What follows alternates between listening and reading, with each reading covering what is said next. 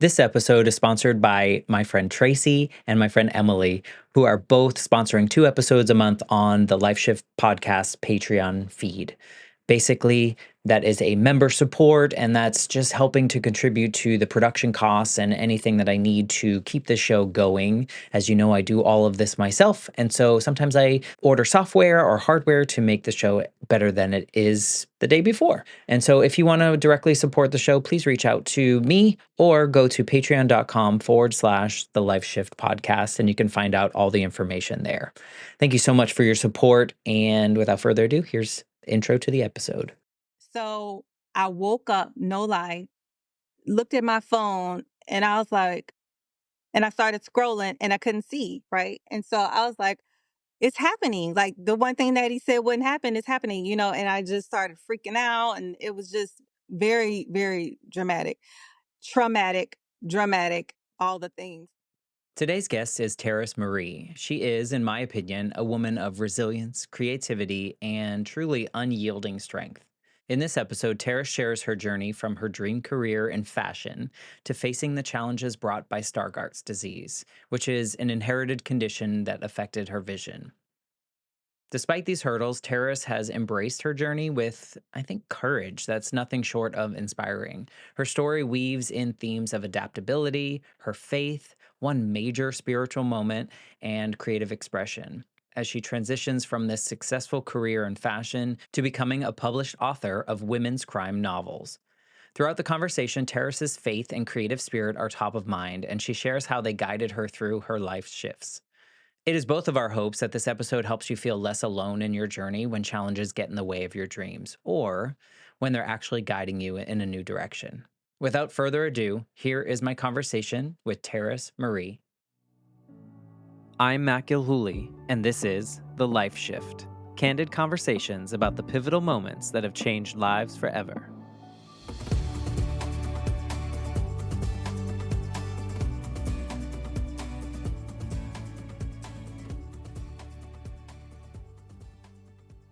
Hello, my friends. Welcome to the Life Shift podcast. I am here with Taris. Hello. Hi.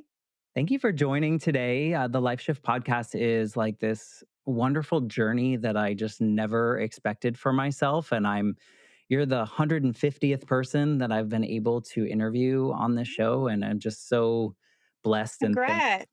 thank you. It has been quite a journey. And just for anyone listening, before we get into your story, the Life Shift podcast exists because when I was 8 years old, my mom was killed in a motorcycle accident. And at that moment in my life, when my dad sat me down and told me, everything in my life shifted from what it was going to be to what it became. Because my parents were divorced, we lived in different states. I lived with my mom full time. Everything changed. And so growing up, I didn't really have the resources, or I guess maybe the time period. People weren't talking about mental health or grief, and I was a kid and people thought kids bounce back and, all those things that come along with losing someone. And I was like, do other people have this a line in the sand kind of moment in which everything changes? And, as a grown up now, I realize that people have lots of those. They have different ones and how they change them. And I've just had this wonderful experience on the Life Shift podcast of talking to people like you about these moments and how, as an individual, these moments can change us. Either that's in a good way or a bad way. And so, thank you again for just wanting to share your story in this way. Thank you for having me. It is going to be a good conversation. I think some of your story is something that maybe people can't relate to directly, but I know for a fact that parts of how you felt and the things that came around that people will be able to completely relate to, because it turns out as humans we have a lot of the same kind of feelings about different moments in our lives. So I'm excited to hear your story and what you've done with your pivotal moment. Before we do that, though, maybe you can tell us a little bit about who you are in 2024 without giving away too much. Okay. So my name is Taris Marie. I am a published author and I write right now women's crime novels. And I'm a wife and a mother of two. Maybe you can, and this is up to you where you take us, but maybe you can kind of paint the picture of who Terrace was, before this life shifting moment that really changed everything for you, and we'll go from there. Okay. I'm a Midwestern girl, actually. Originally, I'm from Gary, Indiana. I moved to Houston, Texas about 11 years ago. Prior to that, I lived in Dallas for a year and I lived in Atlanta, Georgia. And career wise, I had my dream career, which was in fashion. I started off as an assistant buyer and I worked in the fashion industry for 15 years. I did different things like merchandising, buying. I was a merchandise planner. And so I had, as far as my career goes, I achieved them. And it was something that I was always interested in. And as a young girl, I used to draw little sketches and stuff like that. So it was, I would say, a dream job for me. And so I was doing that. And then also, as I said earlier, I'm married. So I had my husband, I had my two children. And so that was my life. You were checking all the boxes. Were you kind of like feeling like you were doing the thing? That's it. I was making the money I wanted to make. I was, had the career that I wanted. And I felt like I was accomplishing everything that I had in my mind of what my life was going to be like. And that's pretty much now there were other things that happened prior to that, but right before my pivotal moment, that is what was going on in my life. So Well, growing up, were you said like you had dreamed of this like since you were like 6 years old or something like that, drawing things, and then you were making the life happen that you had always dreamed of. Were you always like a go getter and someone that like achievement was a thing? yes, yes. So I was raised by my grandparents, and my grandfather and my grandmother both were readers. They loved to read. And they exposed me to the arts. So, my grandfather loved musicals. And so I love musicals now. And so I kind of had this balanced life, if that makes sense, when it comes to education as well as the arts. And so I used to do a lot of things like I mentioned earlier. I used to draw little sketches, like fashion sketches. I also used to like create movies. And I mean, I was just a child with a big imagination. But I always had, like I said, this balance between business and my artistic world. So, So it wasn't always like chase the next dream, get the right. next achievement. It was like you were living like the dream, but also comfortable in the dream and not because a lot of the people I talk to, even myself, my example is probably more trauma induced of like having to achieve so that people like accepted or didn't abandon me in that moment. But a lot of people I talked to, it was like, they achieved something and they didn't take the time to sit in it and enjoy it. It was more like, what can I do next? What can I do next? Were you someone that sat in the moment and celebrated yourself and gave yourself your flowers, or was it always on to the next level for you? I would say it was actually always on to the next level. I want to make sure that, when I say like my grandparents raised me, my mom left when I was 6 years old. And so when she left, then I was then with my grandparents and they raised me. But I did not come from the perfect, or I don't want to, stereotypical upbringing, if that makes sense.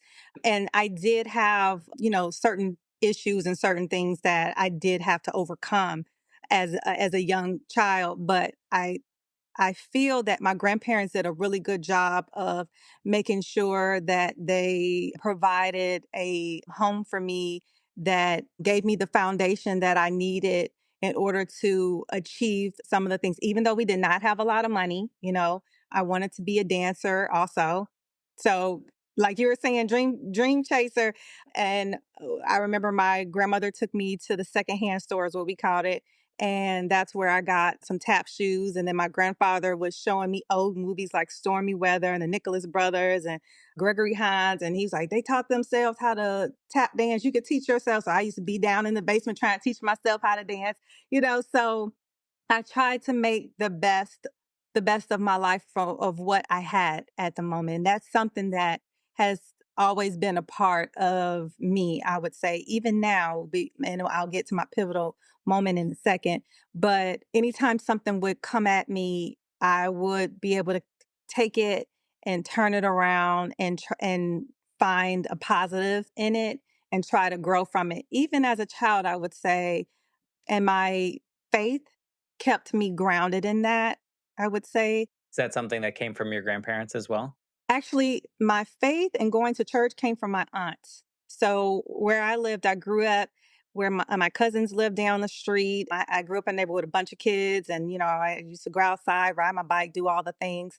And so my Aunt Shirley, would pick me up with my cousins, and then would take me to church, and that's where I got my foundation from as far as spiritually. And then your grandparents gave you like this safety. It almost seems like they made like a safe space for you to explore and dream and do the things that you wanted. I mean, I'm making assumptions here, but No, is that that's very true? true. That's very Because true. I feel like a lot of kids would not be able to find like the silver lining or the beauty in the madness and those kind of things if they didn't feel safe. So it Right. sounds like you had a space where like, hey, you want to do this? Try it, like Absolutely. whereas a lot of people are like, or I felt very much like these were my only roads to go. Like you have to go to business school, you have to do this, you have to do this. That's it. Like I didn't have I and maybe I did, but I didn't feel the space in which I could explore those things in a safe way because would it lead to a good job? Would it do, like those kind of things. And so Now you just hit the hell, not the hell, but you hit the nail on the head. Now, that was my childhood. Now, as I got older, that's when my grandparents say, okay, all of that was cute. Now it's time for you to hone in. What are you going to do? All that other stuff is a hobby. And when I went to college, I guess that could be my first moment. I went to Florida A&M University, and I was on a journalism scholarship, and still writing didn't hit me. yeah. It was, and so anyway, I went to a symposium and they were showing the salaries of journalism majors versus a business major. And so I was like, I cannot graduate from college making that money. I needed to get into the business school. And I called my grandmother. I said, oh my God, they just showed the average salary coming out of college for the School of Journalism, and it was 13 or $15,000, something like this. She's like, oh hell no, you got to find something else. And so I was like, okay, so then I had to pivot, right? And so that's when I looked up Indiana University. They had a 98% placement rate for minorities at the time through the Kelly School of Business. And so I always made good grades. Like I told you, I always had a balance between the arts and the business. And so I said, for long term, for my to get the salary that I wanted, then I need to make sure that I, build that foundation in college through the business school. So my grandmother definitely, so I changed my whole, it changed, so I did not, I walked away from my scholarship, went to Indiana University, got accepted into the Kelly School of Business, which I do not regret. Okay. But that is where I first did my first pivot. It's interesting too because you said you had this balance between art and would you say art and business? But Yes. also like it's you had this balance between dreams and reality Right. and that you kind of like married to at the same time in the sense of like, yeah, it's great to dream, but also you have to live and you have to be able to do the things that you want to do that involve the dreams. And so it's like you have this nice balance of all these things and like I'm very jealous in a way. That's very good of you to Please don't have. be. Because listen, what I instill in my children now is when I went to my grandmother, and it's fine the way everything worked out, Of course. but I told her what the average salary was, right? But it could have been, you've been doing this all your life, or don't think in terms of average. You know what I mean? Like, where's your Yeah. passion? And so that is a conversation. I didn't have anyone talking to me in that way. It was more so about, okay, you got to make money, period. And I knew I had to make money. So it was more about me but like you said, I still was able to find a career where I was making the money that I wanted, and I stepped away from the arts, not so much in college because I still was in plays and did things like that, but my focus was on my career and making money. And that's where what happened when I graduated from college. And I told you I started off an assistant buyer program, and I continued that until I hit the bathroom floor. Well, tell me, that must be a moment.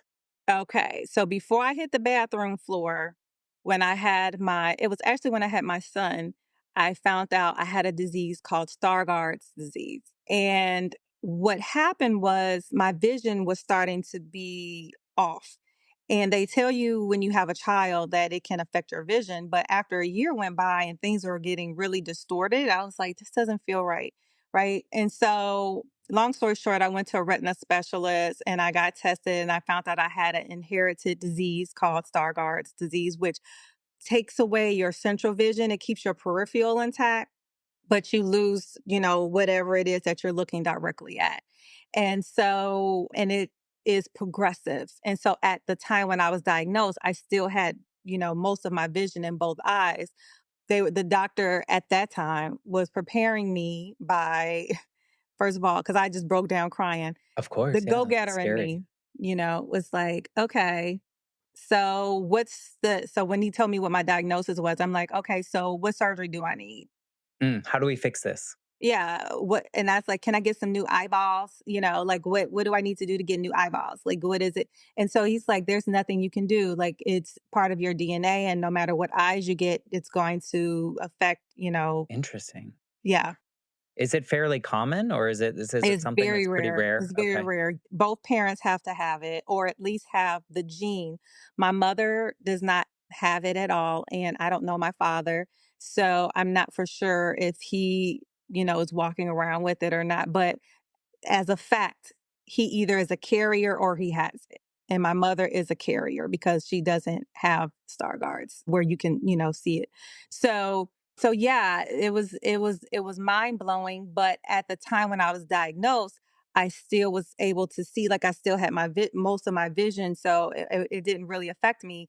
And so the doctor handed me a Sherlock Holmes magnifying glass and was like, "All right, so this is going to be your future. You better learn Braille." And I was like, "What?" Like, it was very traumatic. That's not very good bedside manner we got there. So, oh my god. So Yeah. anyway, fast forward. Oh, and then I said, "Am I going to be able to wake up and not be able to read my text messages?" I remember specifically asking that question. Like, no, it doesn't work like that. It worked It like sounds that for like, me. yeah. Oh, really? It was like an overnight. So I woke up, no lie, looked at my phone, and I was like, and I started scrolling and I couldn't see, right? And so I was like, it's happening. Like the one thing that he said wouldn't happen is happening, and I just started freaking out and it was just very, very traumatic, dramatic, all the things. And Yeah, I can't so imagine. Was it up to that moment though? Did you notice that things were progressing, or yes. okay, So okay. things were progressing, but as I said, I still had acuity in both eyes to where I still was able to drive. I was still able to do those things. And like so what happened is which is also very rare, that one little central vision spot where I was able to see, it just like disappeared. And so then, my central vision just went blah. And so I had a much better doctor at that time. And so he had told me that, well, we knew this was going to come. And so he referred me to a low vision specialist. I had to call my job and was like, you're not going to believe this, but I woke up, I couldn't read my text message, so it was just a whole situation. Were they aware, or was that something that, like, you had given anyone notice about that? Yeah, they knew Okay. because once I was kind of like letting them know, I had worked for this company for a while. And so I had told them when things were going on because we were all, close to what was happening. So I was like, you're not going to believe this. Like, like, I can't read my text messages. And, so they were like, well, do what you got to do, whatever. So I took some time off. I got devices. I learned how to see through these devices. And so I was like, yeah, grooving, I'm back. I went back to work. I had these big giant screens and, we made all these accommodations. What happened was when I got to my job, I will say, and this is before remote working remote was part of our culture. Not most of the companies still weren't doing remote. I couldn't drive at night, of course. I had got these bioptics that allowed me to do driving, not highway driving. I couldn't do nighttime driving, and I had limitations on, screen time and things like that. just to make a long story short, when I got back to work, it wasn't very well received. Because of the accommodations, or did you feel like you were like the old version of you, like working and doing the things that you were doing, or did you also notice that you weren't able to do some of the functions Well, that you needed to? I would say that when you're working with numbers and you have all these different spreadsheets, right? When you're giving a presentation and you're saying, okay, here's the number, this is my forecast. And I would stay up late at night and prepare everything. And then they would say, okay, well, tell me what it was last year, week 2, day 4 and 5. Well, for someone who has a vision impairment, it's going to take me, so I'm standing in front of all these people and then my anxiety starts to get up and I'm like, trying to figure it out. Then people start doing that. And so it created this unsafe culture for me. And I ended up, it was very, so that was starting my slow descent, right? Emotionally, because I came back ready to rock and roll. And then when I didn't get the response that I thought I was going to get, and I started feeling myself start to descend. So I went on disability. What does that do to your psyche? No, well, I was told that I couldn't do the job. And then I asked, well, what can I do? And they were like, well, you can't even work in the mailroom because you can't see the mail. So it was really a very traumatic, Yeah, does that traumatic. I mean, does that, like, break you? Because it sounds like you were pretty confident and I was productive. going into it, but I'm telling you, once it got to that moment, I was almost at rock bottom. Almost So at it rock breaks bottom. you to a point of, like, you don't like, soul searching, essentially. Who am I? What Who value do am I I? What bring? am I? Like, So mm, what does this look like? Like what if I'm not good enough to work in the mailroom? What am I good in? Like what can I do? And these are all the questions I was asking myself. And in the meantime, I'm still a wife. I'm a mom. I have these two small children, and so I'm like, well, let me try the housewife and try to do that. And I tried that, and it wasn't quite me. And as I started to, like you said, it's just started to go downhill with my mind. I felt broken inside. Things that I used to could see, I can no longer see. I start looking, instead of thinking about looking at things from a positive, I just started seeing so many things, like what I couldn't do. I And think it's hard so, not to be that way. I would imagine that yeah, a lot of people would feel that way. yeah. And so I went down to the floor, and I remember I was on the bathroom floor and I was like, what's my purpose? Like, and I just didn't feel like I was even worthy to be here, to be honest. And so I was like, this is it. Like maybe that's just it. And that's when I heard God say, get up, truly. And so I was like, okay. And so I got up, I looked in the mirror, I didn't recognize myself at all. I was like, dirty hair, because when you're depressed, You don't take care of yourself. you don't. And I didn't recognize, I truly didn't. And so the first thing I did when I was like, all right, I heard God tell me to get up, let me shower. So I just went and kind of like cleansed, washed my hair. And then I heard God say, write a book. And so I was like, okay. And before that, let me tell you what I said. I said, God, tell me what you want me to do and I will do it. Not only will I not get on that floor, I will help as many people as I can to not get on that floor.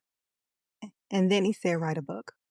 Have you was this, like, your first experience in which you, like, actually heard of a voice of God of telling you, like, or helping you along, or was this something that, like, you've always kind of communed in that way and always heard stuff? Mm-mm. So This was I the first. honestly, I had been going to church since I was a little girl, and I thought that hearing the voice of God was only for pastors and things like that. So I did not know that I would even be in a position to be able to hear a voice. You know what I mean? I don't know.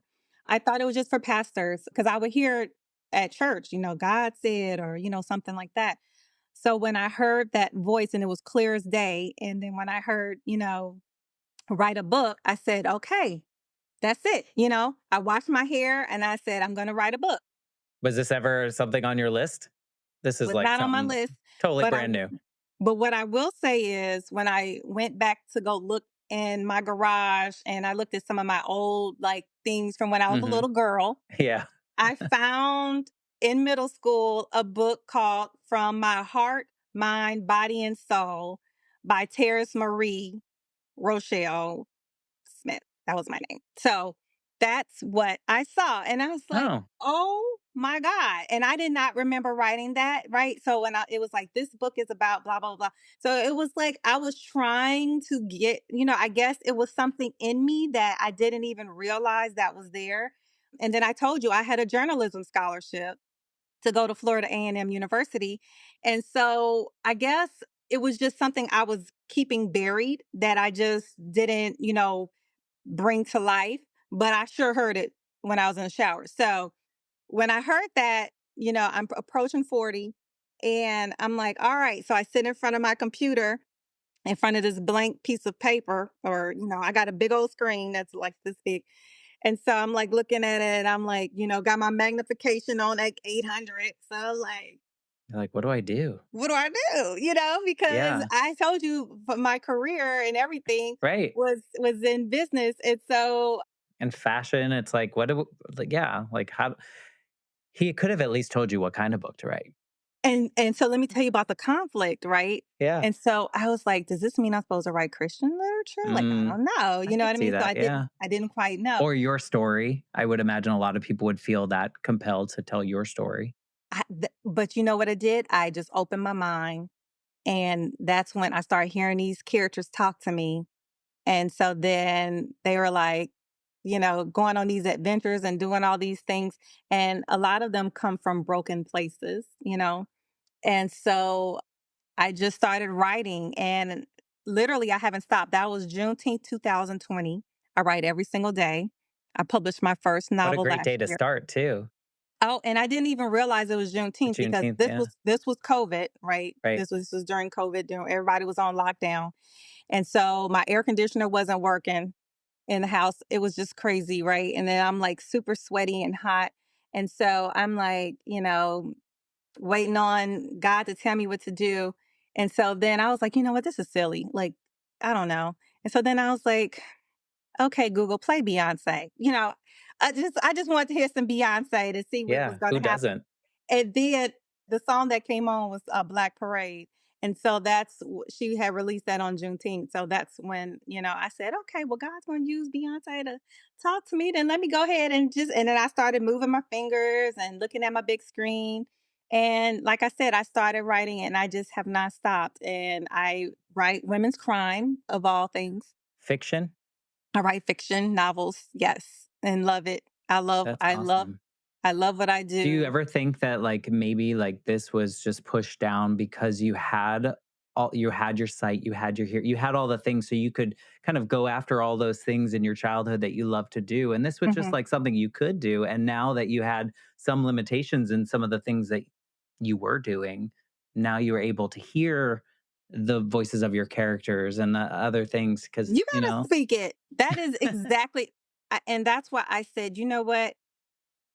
So as I journeyed through, especially with writing, I became more, and even before the writing, let me just rewind a little bit.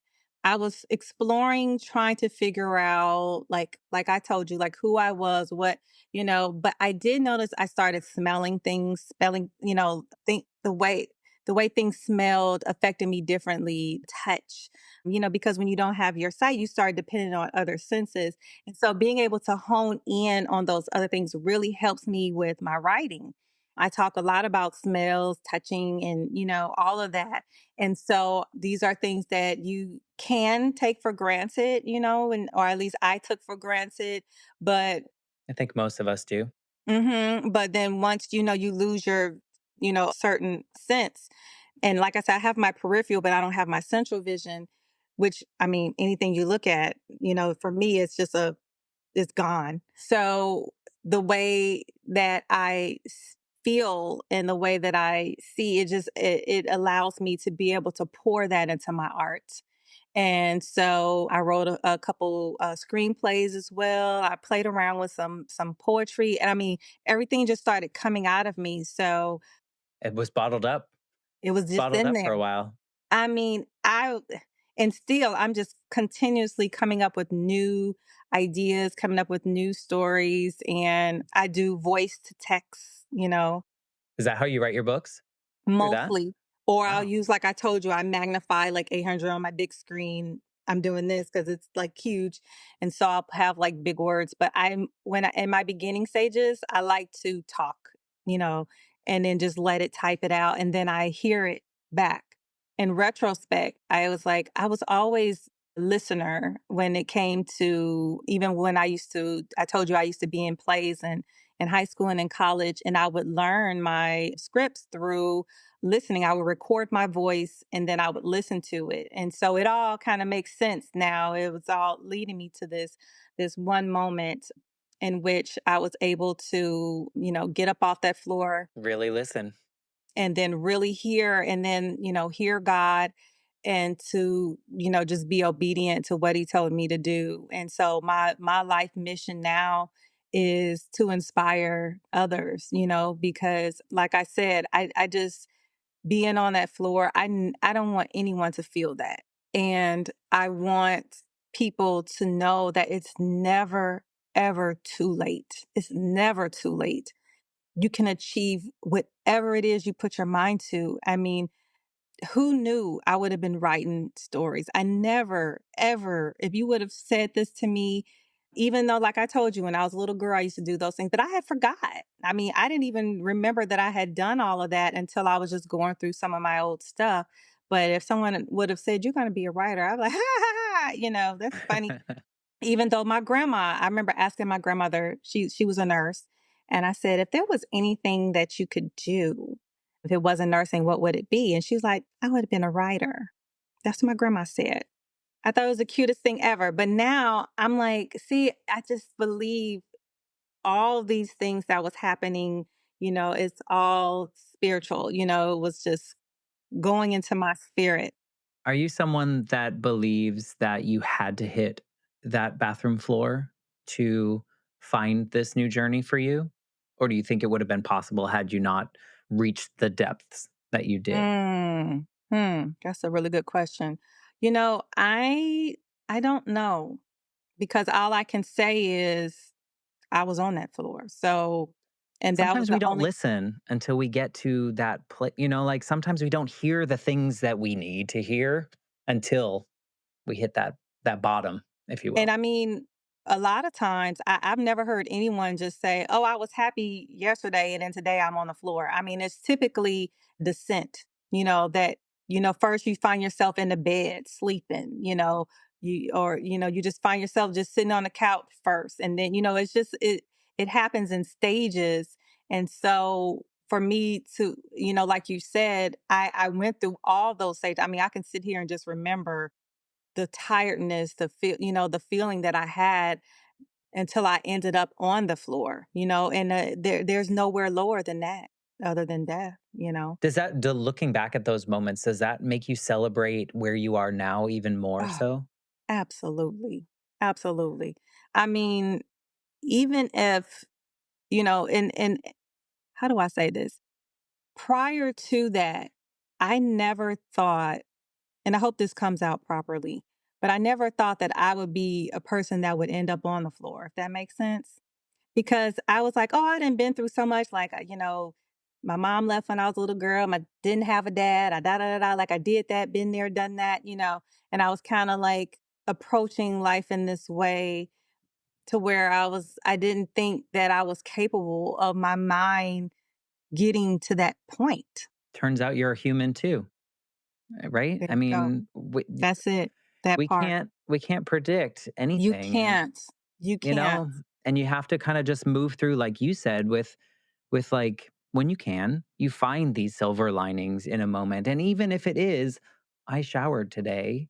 Like if you're in that space and it's like I made a meal for the family today, like Yes. you celebrate the little things, and Celebrate those eventually moments. we can pull ourselves out. It's Absolutely. kind of interesting. I talked the episode that came out today, the day that we're recording this, was a gentleman, Chad Foster, who at about in his 20s, he lost his vision completely.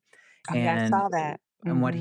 what he told me was that it was like this at the at his point in life now, it's like a gift that was presented to him in the ugliest wrapping paper that he's ever seen, because it opened his mind to things that he never even considered that he could do. And now that he didn't have that one thing that so many other people do have, he was able to achieve even more than if we would just assume that we should have it. Like you said, kind of just like we just take for granted these things.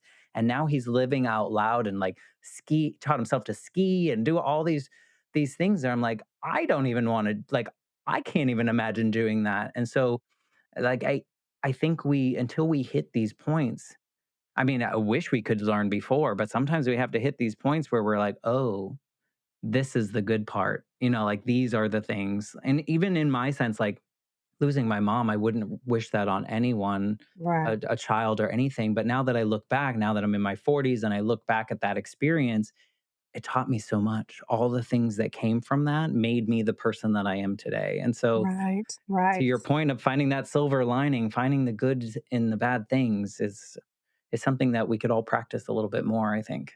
Yes. And I think that it helps. I love that you have this platform that because it allows people to see that I'm not the only one, right? Because when I was going through my vision, when I was losing my vision and when I woke up and could see, I felt that no one could relate to what I was going through. And so you mentioned, what's his name, Chad? Chad Foster, yeah.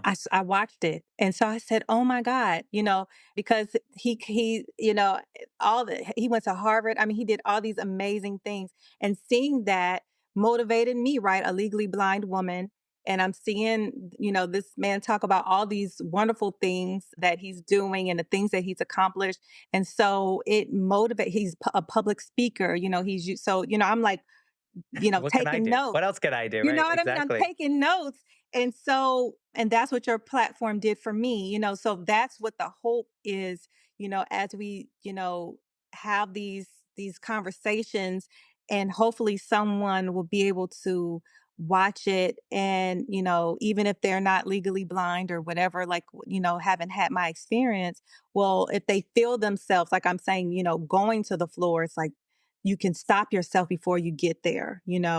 And like you said, celebrate those small wins. And I'm gonna tell you what else. I got therapy. It's a good thing. It's I helpful. got professional help, once I got up and I was like, okay, I can't do this alone. I need some help. And so, I do that with no shame. I talk about that all the time. I thank my therapist in my book. She got a special acknowledgement line because she said, "Are you okay?"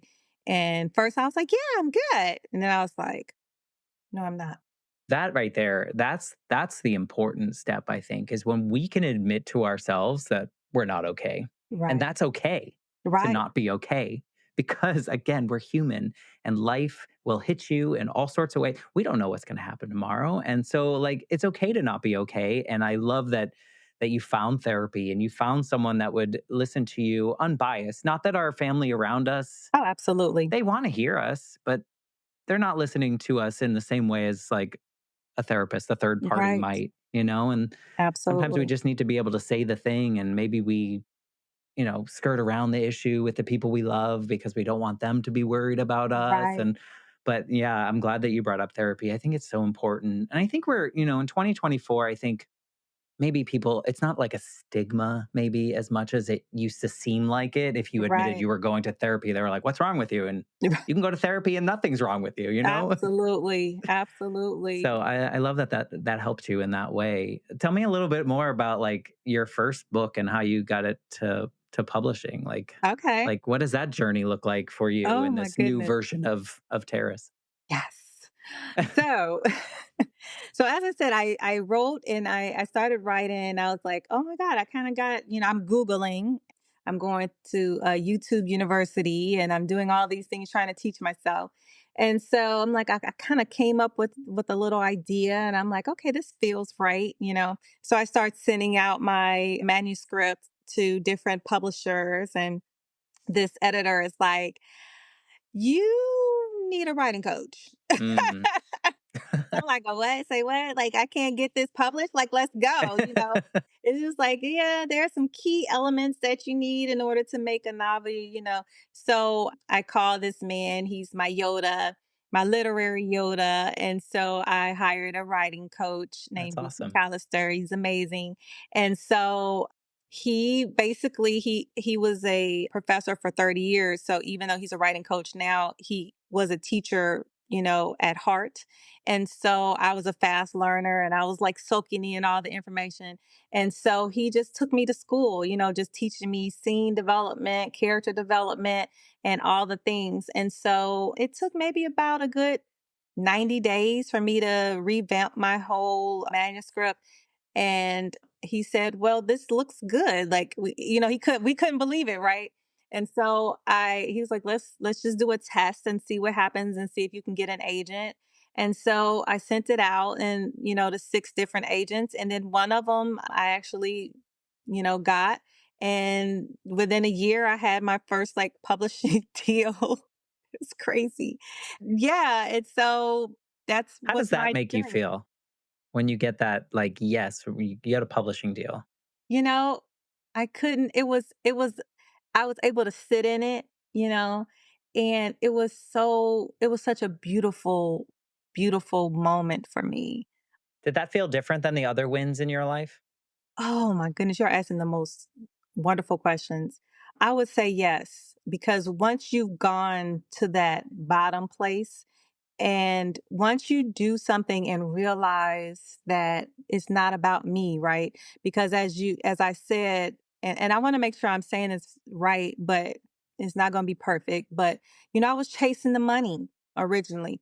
And, you know, I had a career and as you can see, what happened was I still hit rock bottom, right? So it's like all the money and all the things that I had, it didn't even matter. So once I figured out and found something that gave me purpose where you know and I said even if someone doesn't buy Black Pearl, if I can help someone not get on the floor, if I can be, you know, the some or if I can or just someone hearing my voice or hearing my story can help them in some way, then I've done my job, right? So getting published was the icing on the cake because when God told me to write, I didn't know where it was going to lead me, right? I didn't know if it was just going to be, I'm just going to write just for fun. And even though he said write a book, you know, I didn't know exactly where it was going to take me. That could But be when I was, anything. right. So when I was telling, you know, friends and family, like what my book was about, it was like, that sounds like a movie. And actually, I did get a movie deal, but I turned it down. That's a whole nother story. But yeah, like everything was just right. It just felt right. And it definitely was just a beautiful moment and more so just about that I was doing something that I was meant to do, you know, and and realizing, like I said, it is not just for me and it's not just about me. You know, I start thinking in terms of legacy and, you know, it's like no one can take this from me. Like I have a published novel, right? And I have another one that's coming out in January. Yeah. And so it's just opened the doors and just being true to who, you know, I'm in this space in this place where I'm being true to who I am, you know, no matter with the imperfections. You know, I talk a lot about that. No more mask, you know, taking the mask off. Yeah, living out loud. Yep, because that's what I was doing for a while. You know, I was just like, oh, I'm good, everything's good, you know, when it But to be wasn't. fair, I think a lot of us were taught, like, society taught us to be that way. So I don't think it was just you. Like, I think we're all just Right, like, you don't show your flaws and you don't show the broken parts. And like, right. I'm sure you understand this now. Those things are what make us interesting. Oh my Those are the God, things that make us connect. Like, correct. I can't relate to someone that just got this crazy promotion or some crazy award, but I sure can relate to when they're feeling like really crappy. And like we can talk that through. And now we both feel like humans together versus, you know, the celebrations that I think growing up, I was always taught like, you just got to get the next promotion. You just need to buy the bigger house. You just need to get a better car, you know, like, Yes, and now it's like you publishing, getting a publishing deal, getting a book published, that didn't exist. Like right, that book didn't exist. Like you mm, created that from nothing. right, Whereas in your former life, you were just getting the next job that someone else decided what that job looked like. And maybe you made it your own, but you were still kind of following some kind of formula. This started with a blank page, Oh, and you yeah, created something that now you can celebrate and sit in and be like, I mean, it's kind of like, I guess, like having a kid, right? Like you created that. right. So I Absolutely. can It's my see why baby. how that would be just like so fulfilling in this like indescribable way. Right. And it was like, you know what? And I don't like to recognize the negativity, right? You know how people like, tell the haters, blah, blah, blah. I don't really like to do that. But like, I don't even like to give it energy. But I will say that, I did have a moment. It's like, I remember when I was told that I couldn't even work in the mailroom. Mm. you know, Hey, but that's funny because you also said but you listened to I don't wouldn't call them haters, but you listened to someone that was like, "You need a writing coach." Like that could be seen in your previous world like you're not good enough, right? But you Mm, took it as, "No, you're right. I could use this." right. Like so there's a flip in the way you described your former life and the things that you were doing and how you approached that. So even that, you like gave it air and it helped you. So I Very mean, true. Very true. there's that element to that. I mean, congratulations on Thank first book, you. but also congratulations on upcoming book. That's so Thank you. cool. Thank you so Is much. that are you just going to keep like banging them out? Like what's happening? Yeah. Yeah, so Black Pearl is my first one and I'm coming up on the 1 year anniversary. And then I have the Empress Creed that's coming out in January. And then that following November, I have one called Black Juliet that's coming out. And I it's guess that's what happens when BLACK. you write every day. Yes. right. You just turn I told you I just couldn't stop. I started writing and one of the things I know I will say that I had to learn also is I went too far on that end because when I was writing every day, I wasn't sleeping.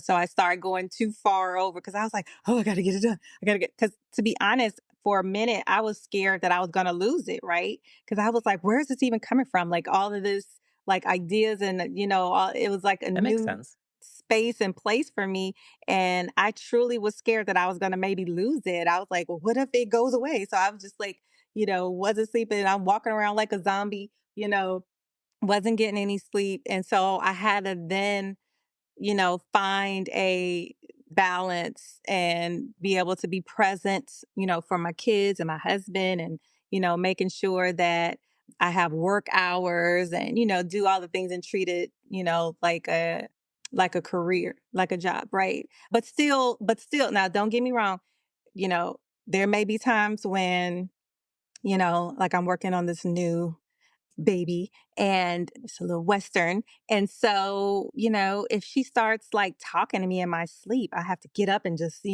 write down what she's saying real quick and then I'll get back in the bed. So that does happen. That is part of the because I want things to happen, naturally, but also I hope I'm making sense. Just finding that balance, making sure I'm not going too far to where I'm depriving myself of sleep and all the things that you need in order to make sure you stay healthy. Yeah, that's important. Mhm. Otherwise, you won't be able to write any more books if you're not healthy. So Oh my goodness. you need to find that balance. Do your kids or your husband say anything about who you are now compared to who you were before? Did they notice a difference? Are you different? Mm. Like, are you You more know, joyful because you're kind of living in this space, yeah. You know what? We or they're have just not. like your mom? I thought I was gonna try to separate it, but yeah, like with my kids, I just feel like I'm mom. I I hit a lot, so they didn't really like they know now. I mean, because they hear me talking, they've seen some of my podcasts. They're like, "Mommy, we didn't know you were on the floor." Like, So then I try to be open with them and say, "Mom, like just like I talk to you, but I make it age appropriate." But I say, mommy wasn't feeling well, and so now I make sure that if I'm tired or if something's going on, I don't just say, "Oh, I'm good, I'm good, I'm good." It's like, "Mommy, need to take a nap." You're teaching them. I mean, they're Yes, seeing that, and that's yes. going to be great for them as adults. Yes, I'm telling you, so, and that's again, taking that mask off in all forms. And, my husband reads my work and he's supportive. Does he tell you when it's not good? Is it Oh ever my not work is good? good. I knew you were gonna say that.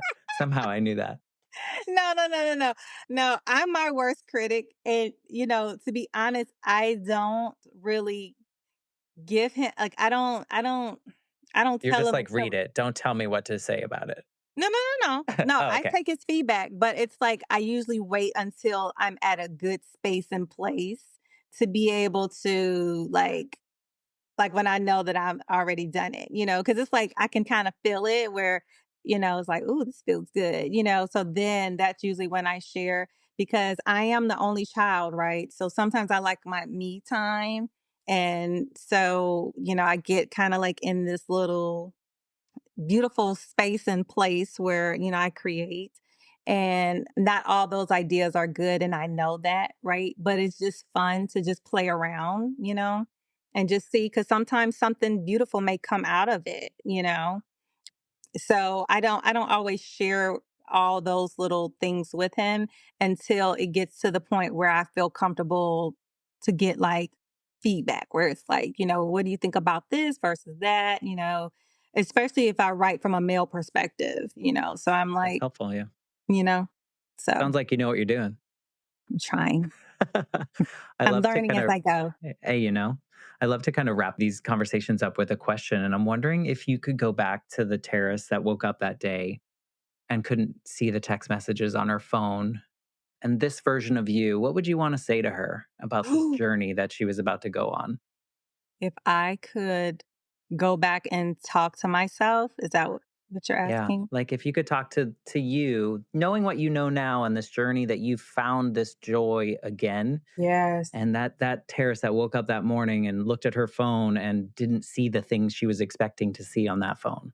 I What would you would wanna say? I would tell her to be true to herself, put faith over fear, and it will be okay.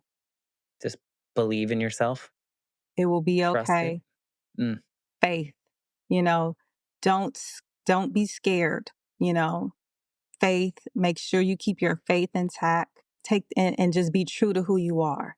I think I would definitely, and then it's okay. I think a lot of times when we're going through things, just hearing that you're okay is important because a lot of times that's the part that's the kicker because you don't feel like you're going to be okay. You're like it's so painful. It's like I'm not it's like yeah, you may not feel it in this moment but you're going to be okay. Like the sun is going to come up tomorrow, right? So you she'd probably be truly. like, "You did what? You wrote a book? You wrote 2 books? You wrote a Oh, 3rd book?"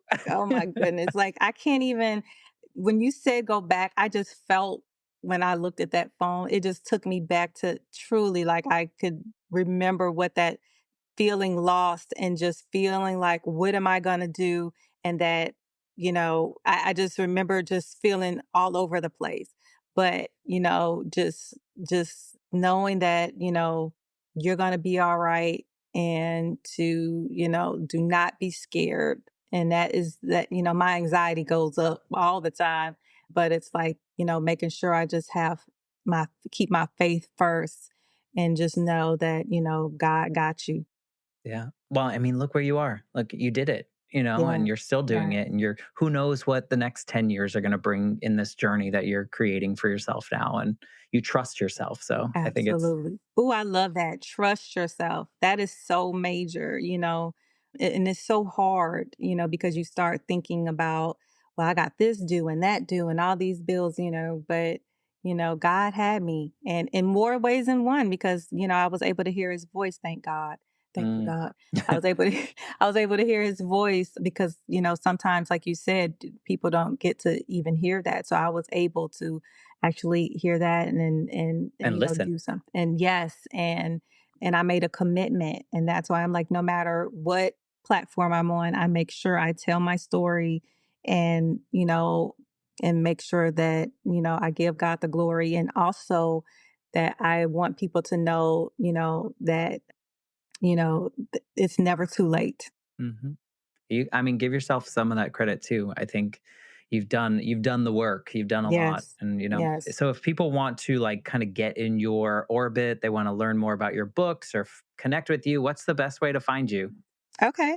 You can find me on social media at Taris Marie. That's on Facebook and Instagram. You can go to my website at www.tarrismarie.com, or you can go to blackodyssey.net. That's where you can see all my books that are going to be coming out as well. So any of those platforms, you should be able to find me. We'll definitely put those links in the show notes so people can easily find you and connect with you and read your books and order your books and do all the things and Thank connect with you. you, or even reach out and tell you that you made a difference and Oh what my you God. said connected with them and made them feel less alone, because I'm sure that someone listening right now is feeling that way. And so if you are, I'm sure Terrace would love to hear from you Yes, and please. hear that. So thank you for allowing me to hold this space and have these questions for you and for you to answer them. Thank you for that. Thank you. Thank you for the wonderful questions and thank you for having me. I truly appreciate you. Well, thank you. Thank you for listening. If something that Tara said resonated with you, or you think someone in your life needs to hear this story, please share this episode with them. We would love that. And I will say goodbye for now. I will be back next week with a brand new episode of the Life Shift podcast. Thanks again, Terrace. Thank you.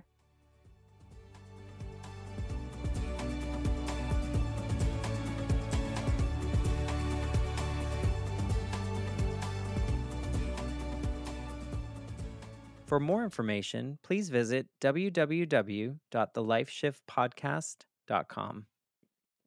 Hey everyone. I hope you are having a wonderful day so far. I am just dropping this special little clip into all the episodes. So, no matter what episode you're listening to, this is actually pretty current as of July 2024. I wanted to come on here and just say a big thank you to Earworthy, because the Life Shift podcast was just named the best overall podcast of the year in the first Earworthy Independent Podcast Awards. And you've probably seen some articles written about the Life Shift podcast before, written by Earworthy. And now he is launching, from his online publication, he is launching these yearly winners of independent podcast awards. And these are specifically for indie podcasters. We are those that wear all the hats. We create the show. Some people write the show. We're producers, sound engineers. We troubleshoot all the tech. We do any kind of research if we need to. We host the shows. We distribute the shows. We do all the things that relate to our shows because we love it. And it's so nice to see my name in a list with some other amazing podcasts like Multispective, which won Best Life Lessons Podcast. Salad with a Side of Fries won Best Health Podcast. Bippity Boppity Business won Best Business Advice Podcast. And there are so many more. And so I just want to come on here and say thank you to Earworthy for not only doing these awards every year and just honoring some of us indie podcasters that sometimes feel like we're just shouting into the void, but we're not. We're just doing what brings us joy, and hopefully through that work it brings other people joy. In my case, for the Life Shift, I hope that each episode finds the ears that needed to hear it the most, so that they feel a little less alone in their circumstance. But also, Earworthy writes all these amazing publications pretty much weekly, every week, every weekday, I should say, where he writes on Blogger, Medium, Substack, Tumblr, Vocal, Many Stories, and for other places. And he really just highlights the independent podcasters. So thank you, Frank, for everything you do with Earworthy and for recognizing all of us in the first Earworthy Independent Podcast Awards. If you'd like to read more, please head to medium.com/EAR hyphen WORTHY. Thanks again and enjoy this episode.